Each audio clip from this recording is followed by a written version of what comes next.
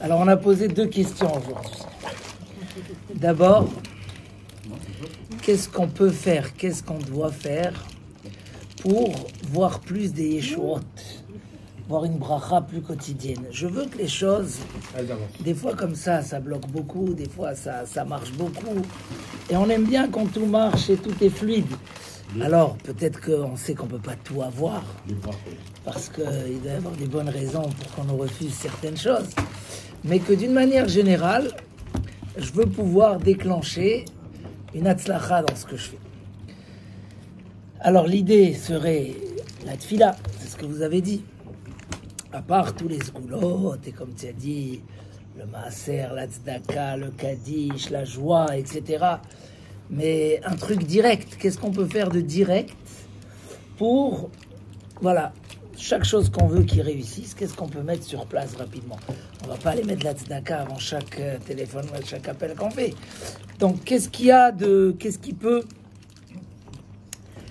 On va toucher à une autre question aujourd'hui peut-être, puisqu'on est à l'époque à la période de la destruction du temple. Et vous voyez, on fait plus de mariage, on n'écoute plus la musique, c'est 3 semaines. Et combien qu'on va s'approcher au Tisha B'Av, on ressent un petit peu comme si que Hachem s'est caché un peu de nous, il a voilé sa face. Le Esther Panim, et combien qu'on avance, on va s'asseoir par terre le dernier jour, j'espère que cette année il n'y aura pas besoin. Mais Ezrat Hachem. Mais on va s'asseoir et on va se rappeler qu'en fait, notre niveau idéal, c'est en Israël avec le Beth Amikdash, le Mashiach, la Géoula. Amen. Et que ça fait des années que Hachem nous a envoyés en exil. On est en exil. Et est-ce que quand Hachem se cache de nous un petit peu, il cache sa face, est-ce que il nous surveille toujours? Ou bien le fait qu'il nous éloigne, alors il n'est plus avec nous, Chas v'Shalom. Qu'est-ce que vous dites? Non, je provoque, je veux écouter, qu'est-ce que vous en pensez? Qu'est-ce que vous dites? Est-ce qu'un homme peut être dans une situation, il dit Hachem, il m'a oublié, il ne s'occupe pas de moi? Non. Ça peut exister ou pas? Ça peut exister, oui, ça peut exister. Parce que lui, il dit ça, mais ça se passe. C'est pas vrai. Qui se dit ça, oui. Donc vous sentez Hachem avec vous, même pendant l'épreuve? C'est vrai que c'est difficile, mais il faut se dire ça. C'est pas toujours évident, ça dépend de l'épreuve. Peut-être que l'épreuve, c'est Hachem qui l'a mise justement, pour qu'on réfléchisse. En général, on te dit qu'il envoie une épreuve à partir du moment où tu as déjà trouvé la Voilà, C'est vrai qu'il faut le remercier pour cette épreuve. De nos capacités. En fait, sans la Torah, il a une grosse comme ça. C'est oublié. Mon dossier, il est passé en dessous de la pile. Mais après, les réponses qu'on a, voilà, c'est des réponses. Quand quelqu'un il galère régulièrement comme ça, à un moment il se dit, on dirait que Hachem n'est plus avec nous. Alors, oui, alors la question c'est comment voir ça? Est-ce que voir que Hachem il est toujours là, il nous surveille et on peut compter sur lui? On a passé par exemple en France là cette période difficile, heureusement qu'elle n'a pas duré trop longtemps, mais quelqu'un m'a raconté qu'un policier a pleuré, il lui a dit vous avez où aller? Les gens ils ont eu très peur, qu'est-ce qui va se passer? Les 4 jours de pillage, quand il y a des trucs comme ça, alors tout le monde perd, il dit où on en est? Alors quand le Ham Israël a subi tellement et on a été éparpillés dans les 4 coins du monde, grâce à Dieu aujourd'hui on a quand même où se réunir, mais même en Israël maintenant c'est les manifestations et les galères et... Mais elles sont pacifiques en Israël. On prépare une émeute. Ouais.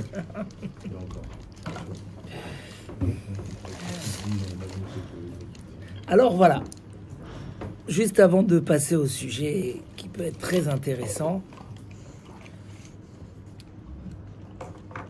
j'étais à Natania la semaine dernière, on a fait un shiur là-bas, chez notre ami Alexandre, et je leur ai posé la question, La même? est-ce que... Non, une autre question. Est-ce que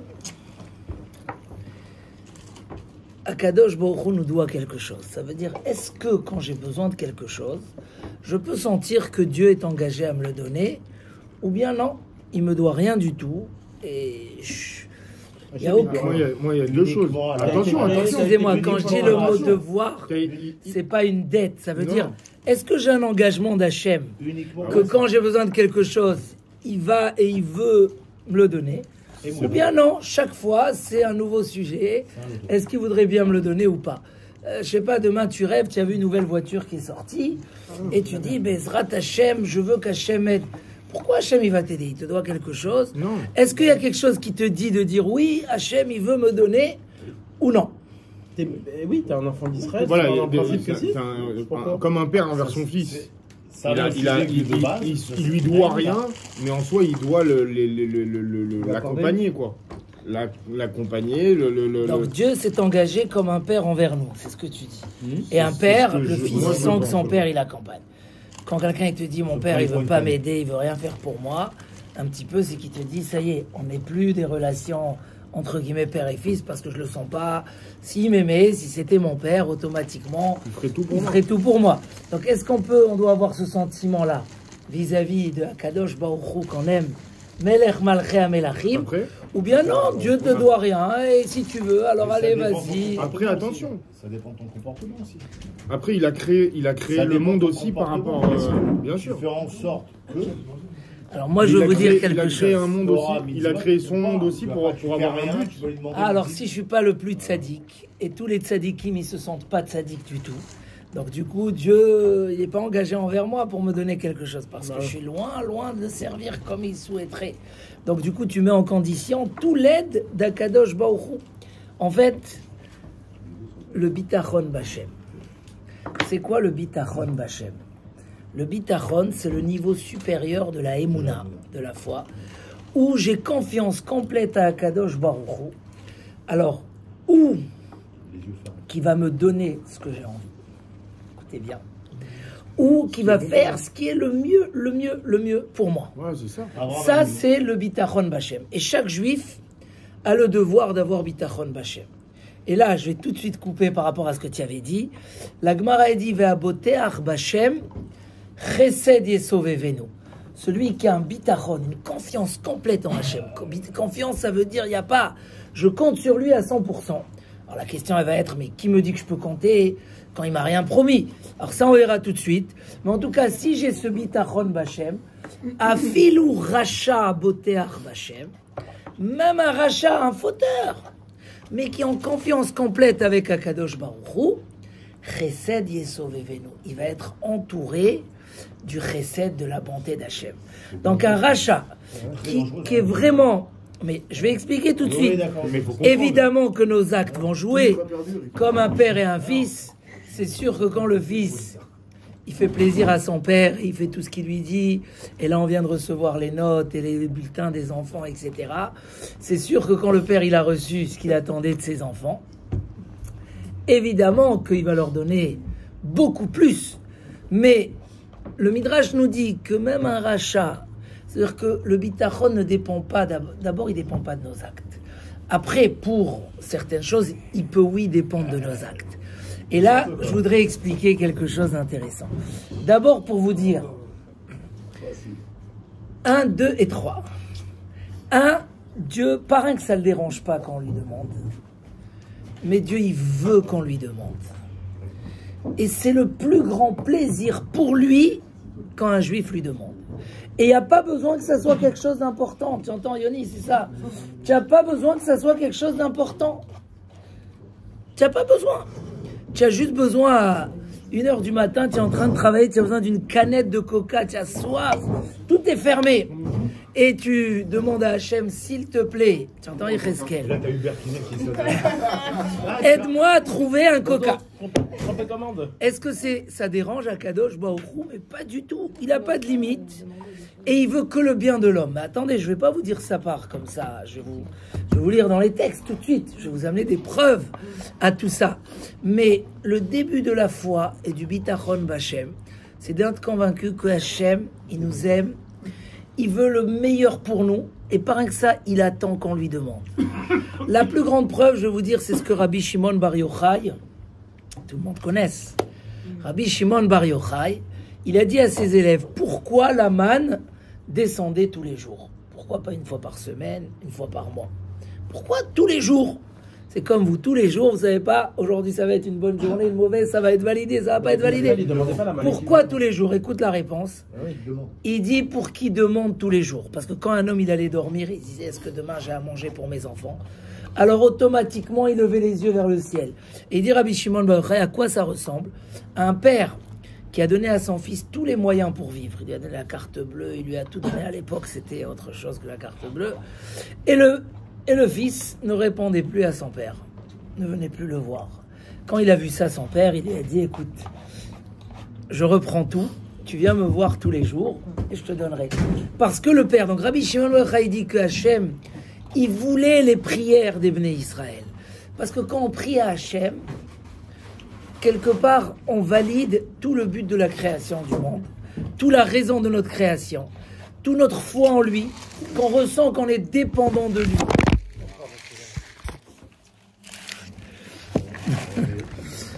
Qu'on est dépendant de lui.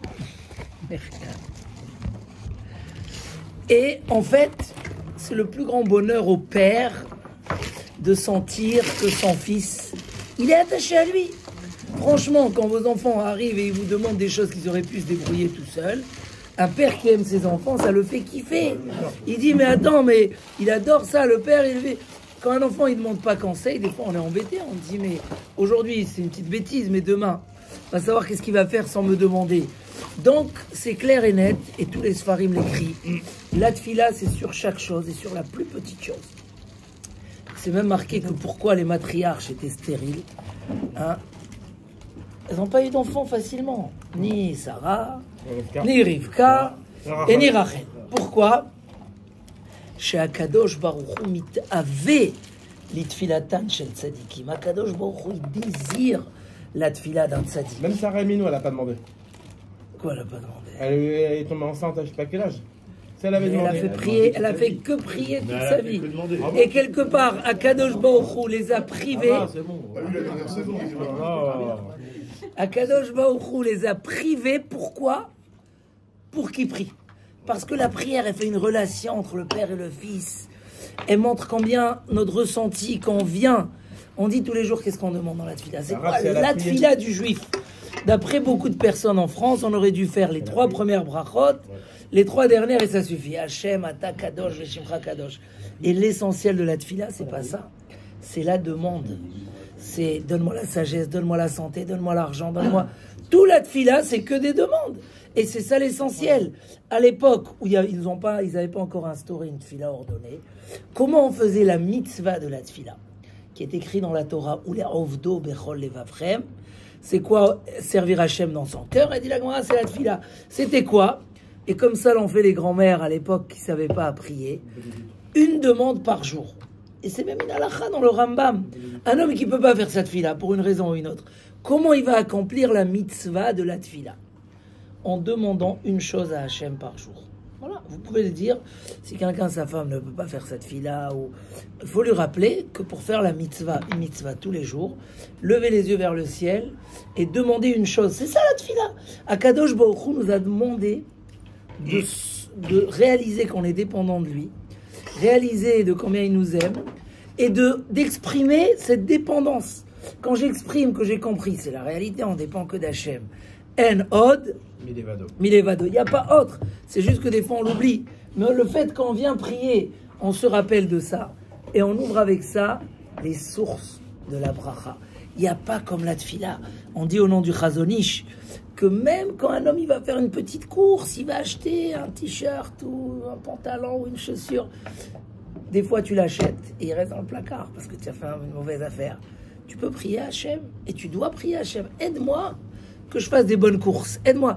Ça veut dire que la tfila, elle n'a pas de limite. Alors, ils nous ont arrangé tout ce qu'on a besoin dans les 3 tfilas de la journée. Mais en dehors de ça, la vraie tfila qu'on va sentir qu'on est en train de prier, c'est celle qu'on va dire à Hachem, s'il te plaît, allez, j'appelle, que ça marche. Et on voit des miracles avec ça. Quelqu'un qui s'habitue, j'amène toujours l'exemple de la place de stationnement. Tu sors de chez toi, tu vas aux Champs-Élysées. Ouais. Tu dis, alors je sais pas pourquoi. Il dit Champs-Élysées, je sais pas pourquoi. Fais-moi sortir le mec de la place. Je sais pas pourquoi, quand on prie en dernière minute, quand on est dans la galère, ça vient plus difficilement. Peut-être parce qu'on est comme celui qui dit à Dieu, c'est bon, j'ai trouvé ma place. Ne te dérange plus. Mais si quand tu sors, tu sais, ah, j'ai besoin et tu pries, mamash, ça marche à 100%. Et dans tout, ça doit être comme ça. C'est juste qu'on a un manque de bitachon bachem. On croit que faut pas le déranger, qu'il nous doit rien, qu'il n'a pas le temps à penser à nous. Mais c'est ça tout le bitachon bachem. C'est de savoir que, et là je vais vous lire ce qu'il dit le Chovot Alevavot. Pourquoi on doit être dans le sentiment que Hachem est disponible et il a du disponible tout le temps pour nous et rien qui nous attend. C'est où? Alors il dit le Chovot Alevavot comme ça. Pour construire sa foi en Akadosh Baruch Hu, il faut valider ces 7 choses-là. Et tout est marqué dans la Torah, dans les psukim, le roi David les a répétés. D'abord, She'aboré Yitbarach merachem ala Adam yoter mikol merachem. Hachem a pitié de l'homme plus que toute autre personne qui peut avoir pitié de lui. Vechol rachamim vechemla sheyu mizulato alav, kulam em merachme akel vechemlato. Toute pitié ou aide que tu as reçue de qui que ce soit, ça vient par la pitié d'Hachem. C'est Hachem qui lui a dit, vas-y, valide-lui, allez, fais-lui un cadeau, aide-le, même tes parents, même tes frères, mais il t'en fait quelque chose de bien, que tu saches que la source de cette pitié, c'est d'Akadosh Baruch. Chovot Alevavot, c'est un livre magnifique. Il a 1000 ans. C'est un livre qui a été écrit il y a 1000 ans, qui a été étudié dans le monde entier. C'est Rabbeinu Bechaye, Dayan Asfaradi, donc c'est en Espagne, c'était un Dayan, et il a écrit un livre exceptionnel sur le devoir du cœur, et Chovot Alevavot, et il a un chapitre sur le bitachon bachem, et il amène rien que ce qui est marqué dans les psukim. Et la première chose, Hachem a pitié de nous. Tu peux lui faire confiance. Il t'aime, il a pitié de toi. Quand on va demander quelque chose à quelqu'un, s'il a rien à, comment on dit en français, il a rien à foutre de nous, alors bon, peut-être oui, peut-être non, je vais essayer de toucher ses sentiments. Mais quand quelqu'un il t'aime et tu as pitié, tu sais qu'à peine tu appuies un petit peu, des fois tu n'as même pas envie de lui demander parce que tu sais qu'il va tout de suite te dire oui. Mais là, Akadosh Baruch Hu, il a la pitié. Deuxièmement, c'est que Akadosh Baruch Hu sait qu'est-ce que l'homme a besoin. Il sait. Ah bon? Pourquoi Akadosh Baruch Hu, il sait tout ce qu'on a besoin? Parce que quand on construit un appareil, il y a quelque chose qui ne marche pas, chez qui on va se renseigner? Chez l'artiste, fabricant. Chez l'ingénieur qui a planifié l'appareil. Qui a fait l'homme? Qui a planifié l'homme? C'est Akadosh Baruch Hu. Donc il n'y a pas quelqu'un qui peut savoir ce qui est bon pour nous plus que Akadosh Baruch Hu. Donc Dieu, il sait qu'est-ce qui est le mieux pour nous. Et là, effectivement, je reviens à ce qui a été dit un peu tout à l'heure. Oui, les mitzvot, ça peut jouer. Oui, la prière, ça va jouer. Pourquoi? Parce que Hachem, il sait ce qui est bien pour nous. Et des fois, donc, s'il ne va pas nous donner quelque chose, c'est pas qu'il ne veut pas nous le donner. C'est que c'est pas bon pour nous. Et donc, comment moi je vais faire que ça soit bon pour moi maintenant? Ça veut dire, un enfant, tu vois qu'il est en plein examen, il te demande un cadeau, tu préfères lui dire... Si tu fais bien ton examen. Mais si tu vois qu'avant il te supplie, ou tu vois qu'avant il s'est mis au travail vraiment sérieusement, tu vas dire, je n'ai pas besoin d'attendre, je lui donne tout de suite. Donc si un homme, effectivement, oui, nos actes vont jouer. Oui, quand tu vas prier, le Rav Dessler explique, c'est une question philosophique très connue. Si tout est décidé du ciel, oui, pour notre bien, alors si on a décidé quelque chose de négatif, comment en priant on va le changer? Mais si l'on décidait dans le ciel, si tu dis Gamzul et Tova, tout est pour le bien. Donc un homme Hachem Ishmor, il a mal à la tête, c'est pour son bien. À quoi ça sert de prier? Pour ne pas parler des maladies plus graves que ça. À quoi ça sert de prier? Il dit c'est très simple. Parce que Dieu, il est là et il protège l'homme. Quand un homme il s'éloigne, il oublie le but de sa vie, etc., Dieu va lui envoyer des rappels pour son intérêt. C'est comme celui qui prive son fils de quelque chose pour lui rappeler. Mais si tu viens et tu pries, donc tu as remplacé l'écart. Il n'y a plus besoin de te punir pour te rappeler que Dieu est là, qu'il faut servir Hachem, qu'il faut faire les mitzvot, qu'il faut faire... Donc en priant, on remplace la raison du décret négatif. Donc quand tu pries, tu as rapproché. C'est comme, la Gemara a dit, quelqu'un qui a oublié de faire une mitzvah, il a oublié de mettre les tefilines un jour, Hachem Ishmor. Comment il fait tchouva? Il regrette, il demande pardon et il est pardonné tout de suite. Pas besoin d'attendre Kippour. On attend Kippour pourquoi? Pour les choses négatives. Quand la Torah dit ne fais pas et tu as fait. Quand la Torah dit ne fais pas et tu as fait, il y a ici une tâche, il faut la réparer, ça il faut attendre Kippour. Mais quand tu n'as pas mis les tefilines, tu as perdu un rapprochement avec Dieu que tu dois avoir tous les jours. Si tu fais tes chouvas et tu t'excuses, tu as remplacé ce remplaçant, on peut te pardonner tout de suite. Donc c'est la même chose. Quand un homme, il y a un décret ou un blocage pour lui dans le travail ou qui que ce soit. Il faut dire que c'est occasionnel. C'est pas tous les matins, je n'ai pas la Bien sûr. Non, Si tu pries, si tu fais tchouva et tu pries à Kadosh Baruch Hu, alors effectivement. Mais de base, même sans ça, Dieu il a pitié de toi. Et Dieu il sait ce qui est bien pour toi. On continue les 7 choses. Ils sont magnifiques. Troisième chose, on va finir les 7 choses et après on s'arrête. Que la parole d'Hachem est la plus puissante, la plus forte. Enod milevado. Il n'y a pas autre qu'Hachem. Donc si Dieu va décider que ce contrat il va passer, il peut y avoir 10 personnes qui vont être là pour bloquer. Moi je connais quelqu'un là, il avait un jugement. Et il y avait contre lui, c'était l'État. Donc ils ont pris les avocats les plus lourds. Et sans aucune explication, il a gagné dans le jugement. Et plus que ce qu'il s'attendait. Il m'a dit, il n'y a aucune explication. Il dit, il n'y a que le bon Dieu. Mais il y avait tout contre lui, vraiment. Ils ont mis toute l'énergie pour lui annuler son permis, etc. Il a eu son permis. Pourquoi? Parce qu'Akadosh Baruch Hu, c'est le tout-puissant. Donc quand tu lui fais confiance, tu ne fais pas confiance à quelqu'un qui n'est pas capable, tu fais à celui qui est tout capable. Donc, même s'il faut un miracle, il est capable. Après, il va te le cacher.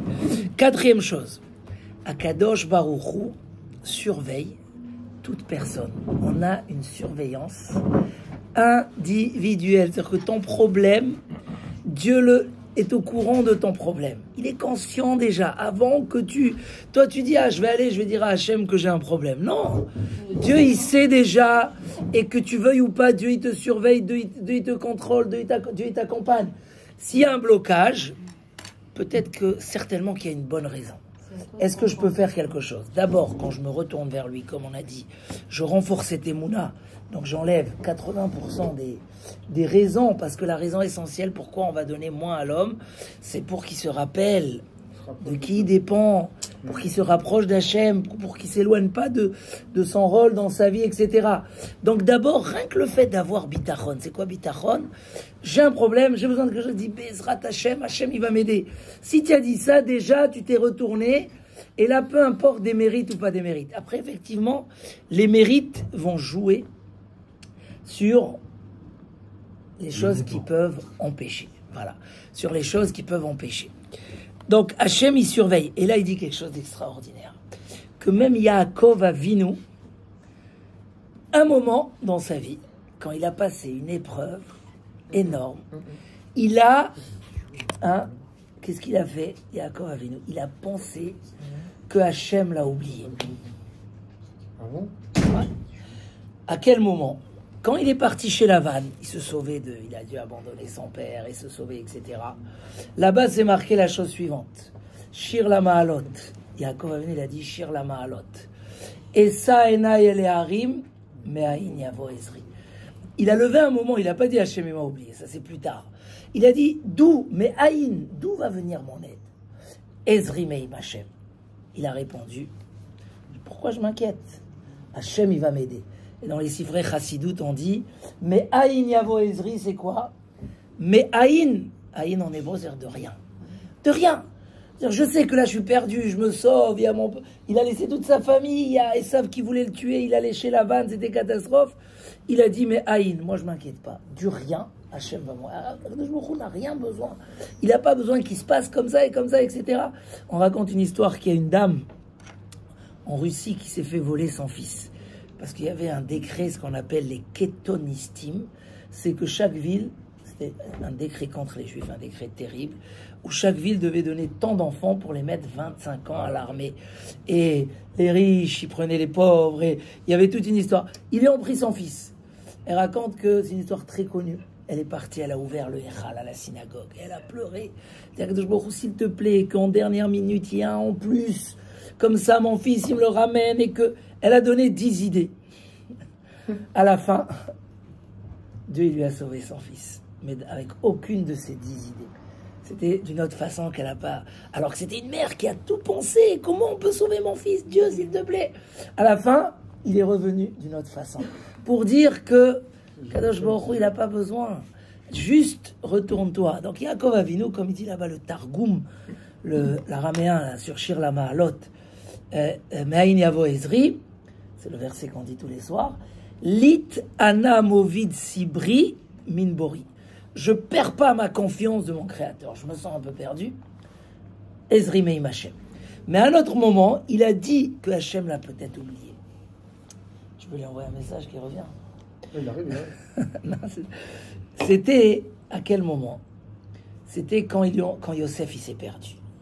Quand on a perdu Yosef Hatzadik, quand ils ont vendu Yosef, c'est marqué, il a senti qu'on dirait que Dieu l'a abandonné. Dieu comme si qu'il a tourné sa face. Et comme nous dit Rabbi Nachman de Breslev, va filou be'astara, même dans l'endroit le plus caché, tu vois rien, tu vois pas la face divine, tu vois pas. Ani Omed, je suis derrière. Et même quand il y a des moments difficiles, Game achare advarim akashim haovrim alecha, Ani Omed, je suis là. Donc Yaakov ne devait pas dire que Dieu l'a oublié, mais il s'est senti un peu oublié. Et là, le passo qu'il est venu. Il a envoyé, hein. On donne le secret pour. Ah, c'était quoi le secret qu'il avait? Il est Dubaï avec Kaza. C'est pas un verre. Dubaï avec Kaza. Ah non, New York.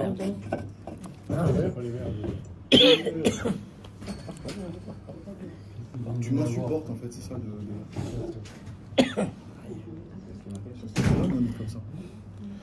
Lama Tomar Yaakov, ou Tedaber Israël, Nistera Darki Me Hashem. Akadosh Baruch Hu, il dit pourquoi tu dis Yaakov que Hashem, Nistera Darki, mon chemin est caché d'Hashem.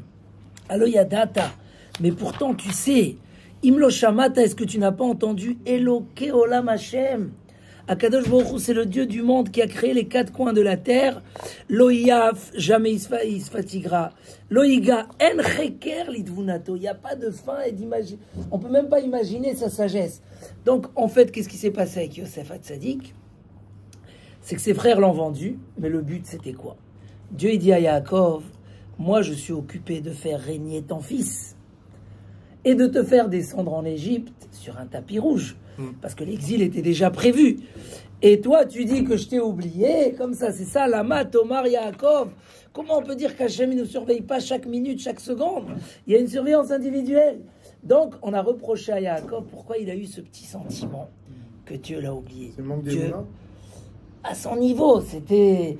Et en fait, c'était Gamzoul et Tova, tout était pour le bien, mais il devait... Alors, en revanche, Yosef Hatzadik lui-même, c'est marqué qu'il a été vendu à des Ishmaélim, hein, aux cousins. Et en général, qu'est-ce qu'ils prennent? Qu'est-ce qu'ils prennent? Du pétrole. Et quand ils l'ont vendu, qu'est-ce qu'il y avait? Du parfum. Du parfum. Du parfum. Vineochat Ishmaélim Ba'a, Ça sentait mauvais. Noset Sori Valot. Au contraire, ça sentait très bon. Et on dit pourquoi? Parce que Yosef allait sentir que Dieu l'a abandonné. Donc qu'est-ce qu'il a fait à Kadosh Baruch Hu? Il a changé les choses. Il lui a envoyé du parfum pour lui rappeler que le papa, il est là. Il te regarde de la petite fenêtre. C'est vrai que tu passes des moments durs, mais c'est pourtant l'intérêt, comme il s'est avéré à la fin, qu'il est devenu le roi d'Égypte, qu'il a sauvé le peuple d'Israël, etc. Mais ça, c'est le sentiment de Gamzoul et Tova. Mais avant de dire Gamzoul et Tova, il faut être sûr que c'est Dieu qui fait tout ce qui m'arrive et qui le fait pour mon bien et qu'il sait ce que j'ai besoin et qu'il est prêt à avoir pitié de moi et que peut-être c'est pour un intérêt spirituel que si je fais teshuva, si je fais une grande mitzvah, si je fais la prière, peut-être je vais raccourcir cet intérêt spirituel et du coup ça va coordonner et j'aurai ce que j'ai besoin. D'accord? Sans avoir besoin de passer par cette kapara. Parce qu'une kapara, c'est une bonté énorme d'Akadosh Baruch Hu. Les gens, quand ils ont quelque chose, ils disent « Ah, la kapara, c'est une kapara du ciel, c'est pour me faire pardonner. » Mais effectivement, on peut agir sur la Hashgachat Hashem par nos actions. Mais en dehors de nos actions, plus d'efforts, moins d'efforts, c'est que, comme il dit Rav Dessler, nous on doit cacher le miracle, parce qu'aujourd'hui le miracle il ne doit pas être dévoilé. Donc on fait le nécessaire, mais après la bracha, après, ça peut venir de suite. Et n'hésite pas d'aller vite vers Akadosh Baruch Hu et de lui dire, s'il te plaît, ouvre-moi les portes que ça s'ouvre tout de suite. On va juste terminer le 5e. C'est quoi le 5e point? Personne, aucune créature peut nous faire du bien ou du mal, si ce n'est que c'est par la volonté d'Hachem, si c'est décrété dans le ciel. Et il dit, ça va faire un bitachon complet. Kshéyargisha Adam. Je vous lis comme ça, c'est du texte. Dès que l'homme ressentira, et ça, on peut le répéter tous les jours. Que ne va pas lui faire du bien ou du mal aucune des créatures. Et la birchuta boridbar, que par la volonté d'Hachem. Donc s'il va te dire oui, c'est par la volonté d'Hachem, s'il te dit non, c'est par la volonté d'Hachem. Donc un homme, il va arrêter de compter sur l'humain et il va se retourner vers Akadosh Baruch Hu. Et où c'est marqué dans le pasuk, Al tivtechu bin divim beven adam she'en lo teshua. Ne comptez pas sur l'homme. L'homme, il ne peut pas t'aider. Ashrei she'el Yaakov be'ezro. Heureux est celui qui se rappelle toujours que c'est le Dieu de Yaakov qui est là pour l'aider. Le 6e et le 7e, et on va conclure un petit peu. Le 6e, que Akadosh Baruch Hu doit te rappeler combien de bonté Hachem il t'a fait. Et ça, tu as la émouna. Tu as la foi que c'est Hachem qui t'a fait autant de bonté, qui t'a donné. Pourquoi aujourd'hui, quand tu es devant un problème ou devant un besoin, tu sens qu'il n'est pas là? Mais tu sais que tout ce qu'il t'a donné, c'est lui. Si un homme se rappelle toute la bonté, comme il dit le roi David dans Tehilim, Rabot asita ata Hachem Elokai. Dieu t'a fait énormément de choses bien pour moi. Nifleotecha ou marchevotecha elenu. Tes pensées et tes merveilles sont vers nous. Comme ça, il sentait le roi David. Que les pensées d'Hachem, que tous les merveilles qu'il est prêt à faire, ils sont dirigés vers nous. En arochelecha. Il n'y a pas de fin. Je peux raconter sans fin ce que tu nous fais. Donc quand un homme il sent comme ça, il dit, bon, Hachem, quand j'avais besoin, Dieu m'a donné. Donc s'il me donne, c'est aussi lui aujourd'hui. J'ai la émouna. Et si j'ai besoin, vers qui je me retourne? Automatiquement, vers Akadosh Baruch Hu. Et tout ce qu'il m'a donné, je n'étais pas forcément méritant. Et il me les a donnés quand même, sans que je mérite.